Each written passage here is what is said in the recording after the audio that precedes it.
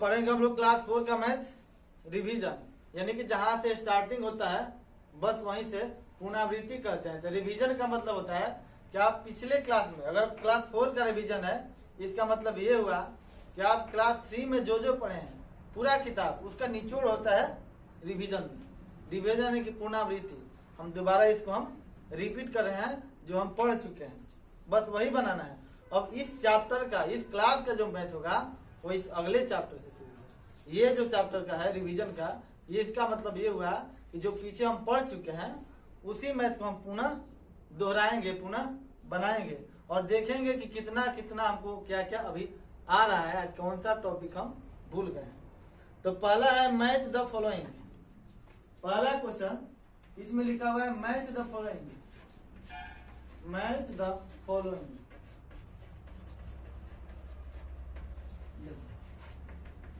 रोज कम कम पढ़ेंगे, ज्यादा नहीं पढ़ना है। अब इसको मिलान कर देना है।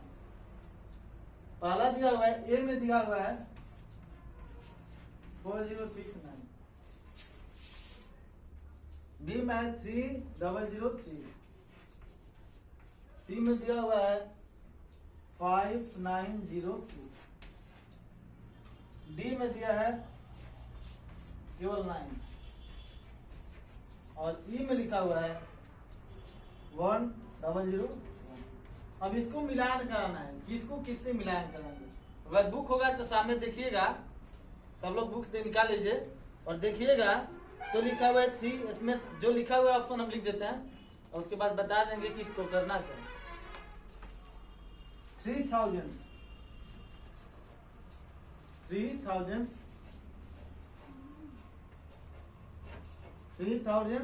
and 3 and 3, 5000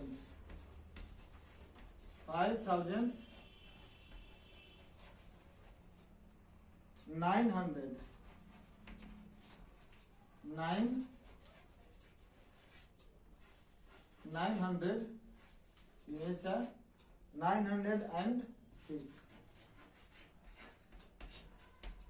906।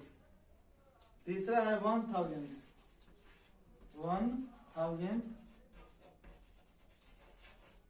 and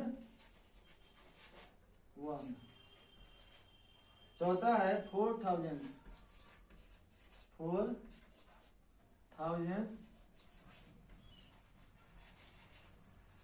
and 69 and 59।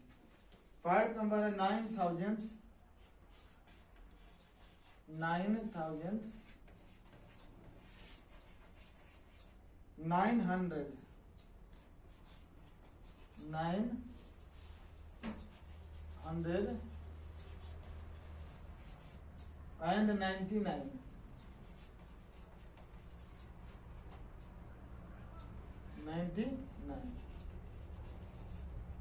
अब इसकी मिलाना है कि किसको कैसे मिलाएंगे।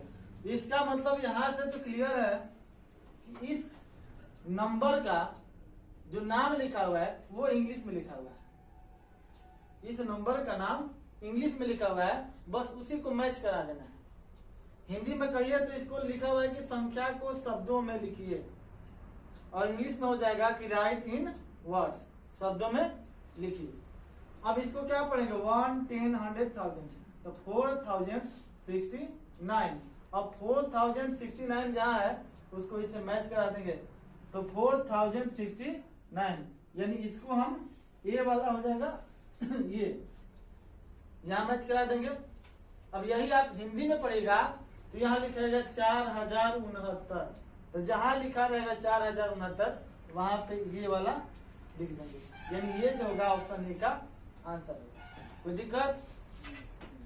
नंबर बी में आ जाए 1 10 100,000 3003, तो जहां लिखा हुआ है 3003 वहां पे बी लिख देंगे।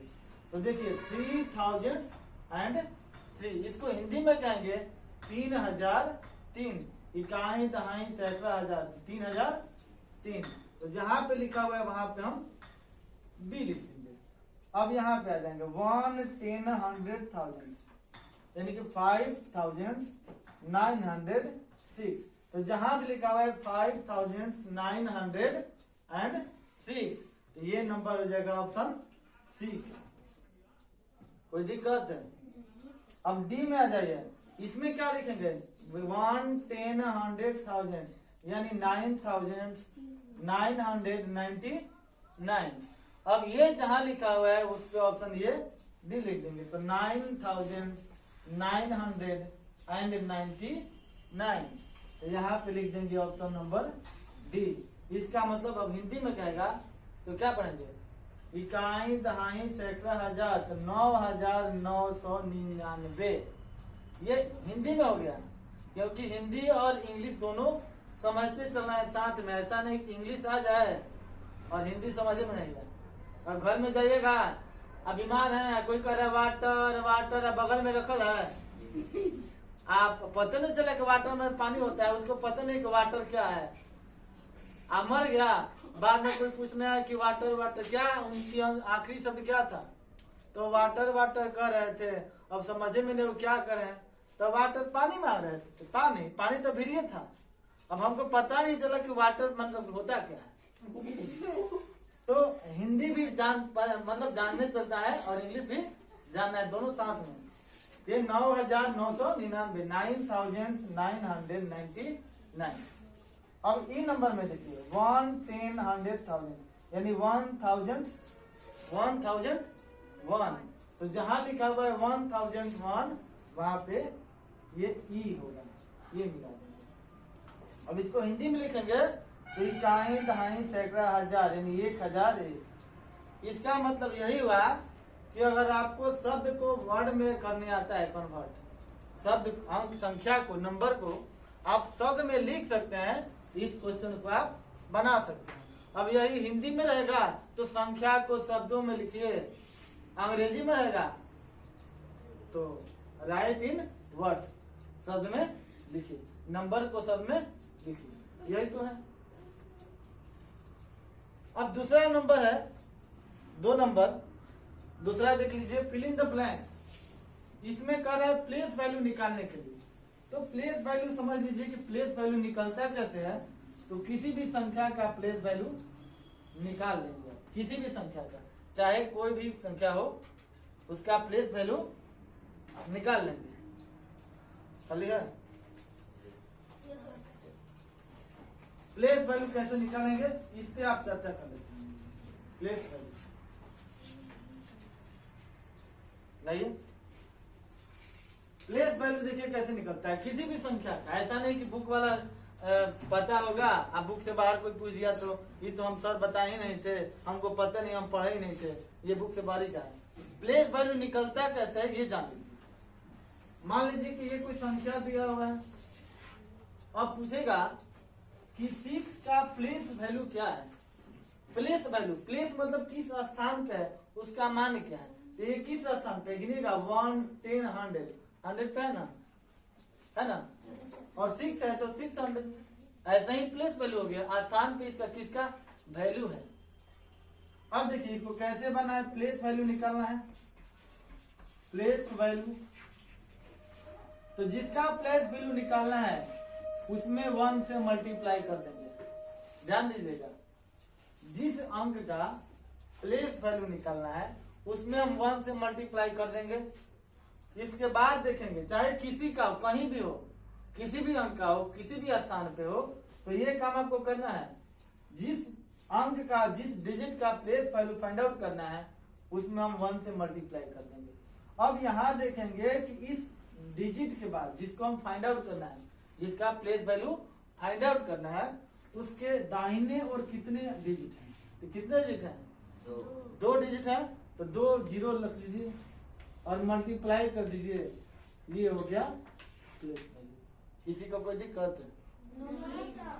अब मान लीजिए कि 7 का प्लेस वैल्यू निकालना है, तो जिसका प्लेस वैल्यू निकालना है उसमें हम 1 से मल्टीप्लाई कर देंगे, ये निश्चित है, चाहे संख्या हमारा कितना भी बड़ा क्यों ना हो जाए, जिस अंक का प्लेस वैल्यू फाइंड आउट करना है उसमें 1 से मल्टीप्लाई कर देंगे, 1 से मल्टीप्लाई करेंगे। अब देखेंगे कि इस संख्या के बाद इस अंक के बाद जिसका हम प्लेस वैल्यू फाइंड आउट करते हैं, इसके दाहिने और कितने डिजिट हैं? तो 1 2 3, तो यहाँ पे उतने 0 लिखेंगे और इसमें मल्टीप्लाई कर देंगे। बन गया प्लेस वैल्यू। मान लीजिए कि कोई बड़ा संख्या लेते हैं, कहिए कि 4 डिजिट है, ज्यादा बड़ा लेते हैं और बड़ा बनाते हैं, हो गया। अब इसमें इसका हमको प्लेस वैल्यू फाइंड आउट करना है। तो पहला काम की प्लेस वैल्यू फाइंड आउट करना है।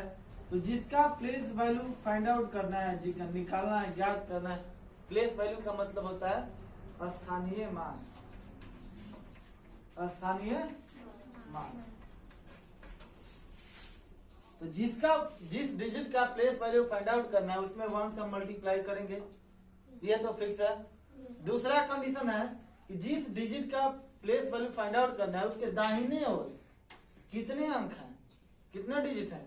1 2 3 और ये 4, यानी ये इतने 0 हम यहाँ पे लिख देंगे और यहाँ पे लिखेंगे तो ये हो जाएगा प्लेस वैल्यू। कोई दिक्कत है? बोलिए।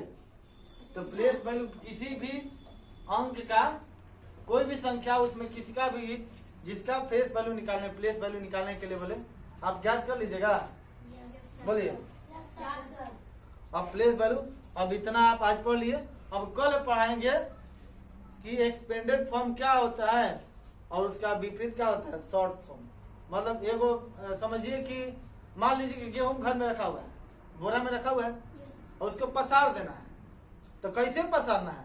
जैसे तैसे पसारेगा तो नहीं सूखेगा, तो वो हो गया एक्सपेंडेड फॉर्म, विस्तार रूप में। और एक होता है कि गेहूं पसारा हुआ है, उसको हमको बोरिया में रखना है, यानी एक्सपेंडेड फॉर्म में है, विस्तार रूप में है, उसको शॉर्ट फॉर्म में लिखना है, उसको संख्या बना देना है। उसको कैसे लिखा जाएगा? और इसमें एक और शब्द होता है, एक तो होता है प्लेस वैल्यू, एक और चीज होता है जिसको हम कहते हैं इंग्लिश में फेस वैल्यू। इसको हम अगले दिन अगले क्लास में चर्चा करेंगे।